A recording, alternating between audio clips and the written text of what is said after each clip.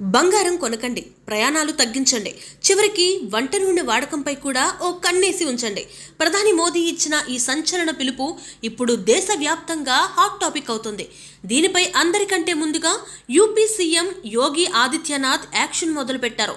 అంతర్జాతీయంగా పెరుగుతున్న చమురు ధరలు, పశ్చిమాసియాలో ఉద్రిక్తతల వల్ల దేశ ఆర్థిక వ్యవస్థపై భారం పడకుండా మోదీ ఈ పొదుపు మంత్రం చెప్పారు. సంవత్సర కాలం పాటు బంగారం కొనుగోళ్లకు దూరంగా ఉండాలని సూచించారు. వెంటనే రంగంలోకి దిగిన సీఎం యోగి మంత్రులు, అధికారుల కాన్వాయ్లను 50% తగ్గించేశారు.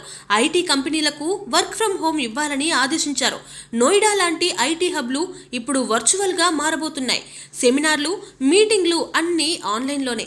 యూపీలో మార్పు మొదలైంది. మాజీ మంత్రి దినేష్ కటిక్ తన ఎస్కార్ట్ వాహనాలు వదిలేసి బైక్పై వెళ్తున్నారు. లక్నో మేయర్ సుష్మా కూడా తన ప్రభుత్వ వాహనాన్ని వెనక్కి ఇచ్చేశారు. అధికారులు ఇంటి నుంచే భోజనం తెచ్చుకోవాలని రూల్ పెట్టారు. దేశం కోసం ఈ చిన్న త్యాగం అవసరమేనా? మీ అభిప్రాయం ఏంటో కామెంట్ చేయండి.